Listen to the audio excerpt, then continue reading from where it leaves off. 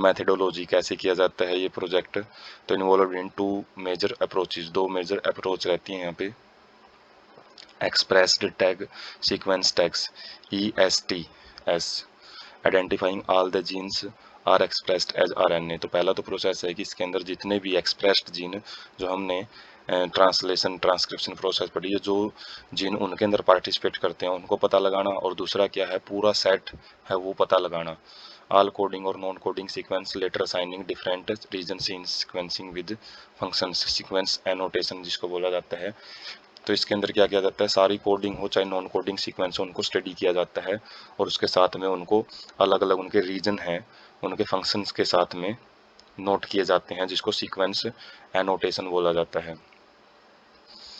For sequencing, sequencing के लिए total DNA है जो सेल से वो निकाला जाता है बाहर, उसको रैंडम फ्रेगमेंट्स में तोड़ा जाता है, और उसके बाद क्लोन्ड कॉपी तैयार की जाती हैं किस चीज़ को यूज करके, एक सुटेबल होस्ट को यूज करके। कोई भी बैक्टीरिया वगैरह यूज किया जा सकता है इसमें होस्ट के रूप में, और वेक्टर लिए जाते हैं जैसे प्लाज्मिड वेक्टर है जो कि एक जगह से DNA को दूसरी जगह पे DNA लेके जाने में मदद करता है। और यहाँ पे जो वेक्टरी जो होस्ट यूज किए जाते हैं, कॉमनली यूजिंग होस्ट जो बैक्टीरिया और यीस्ट हैं वो यूज किए जाते हैं, और जो वेक्टर्स हैं वो BAC बैक्टीरियल आर्टिफिशियल क्रोमोसोम या फिर YAC यीस्ट आर्टिफिशियल क्रोमोसोम वो वेक्टर का काम करते हैं। यहाँ पे तो शॉर्ट फॉर्म है, इनकी फुल फॉर्म काफ़ी बार पूछ ली जाती हैं, तो ये वेक्टर का काम करते हैं जो कि इन्फॉर्मेशन को एक जगह से दूसरी जगह पे जो हमारा जो DNA फ्रेगमेंट्स है उसको ट्रांसफ़र करने में मदद करते हैं। Cloning resulted into application of each piece of DNA fragments. तो क्लोनिंग से क्या होता है, जो प्रत्येक DNA का फ्रेगमेंट है उसकी काफ़ी कॉपी हम तैयार कर सकते हैं।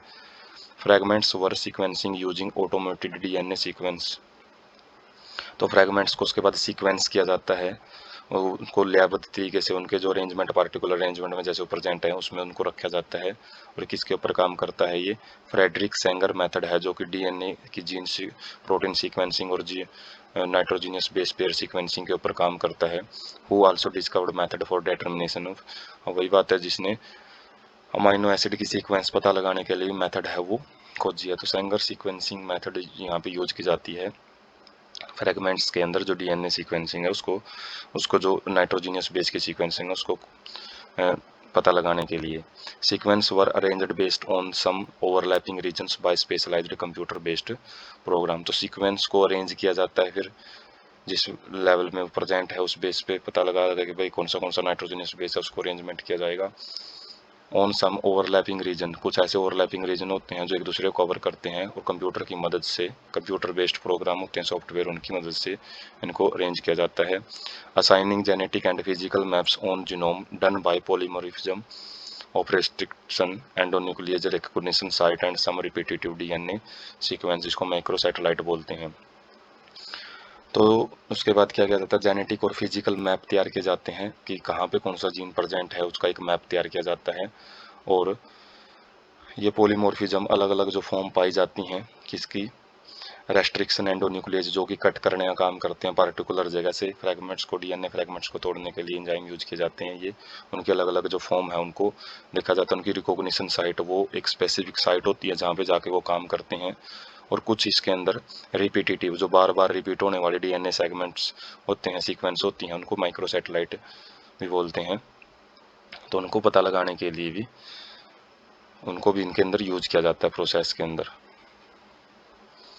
उसके बाद chromosome of sequence of chromosome first was completed only in May 2006 in of the last 24 human chromosome. तो जो सीक्वेंस है क्रोमोसोम 1 की वो 2006 के अंदर, मई 2006 के अंदर कंप्लीट हुई है, जो कि ऐसे सबसे लास्ट में खोजा गया था ये। ठीक है, इसलिए वैसे ये नहीं कि एक क्रोमोसोम की ही ज़्यादा लंबे टाइम लेगी है जो सीक्वेंसिंग पता करने में। क्रोमोसोम नंबर 1 की जो सीक्वेंसिंग है सबसे लास्ट में खोजी गई थी। ठीक है, और वो जो काम है वो मई 2006 में कंप्लीट हुआ था। ह्यूमन जीनोम प्रोजेक्ट की बात है इसमें। उसके बाद ये एक NCERT व्यू है जिसके अंदर किसी भी ह्यूमन का जो किसी पार्टिकुलर सेल उसमें से इंजेक्ट की जाए, उसमें से निकाली जाती हैं, और उसके बाद उसका जो क्रोमोसोम है वो लिया जाता है, और उसके पास उस क्रोमोसोम के अंदर जो भी नाइट्रोजीनियस बेसिस हैं उनकी सीक्वेंसिंग है उनको कंप्यूटराइज्ड किया जाता है। तो ये प्रोसेस है, स्टेप बाय स्टेप से चलती है। तो ह्यूमन जीनोम प्रोजेक्ट है जो 1990 से 2003 तक कंप्लीट हुआ है।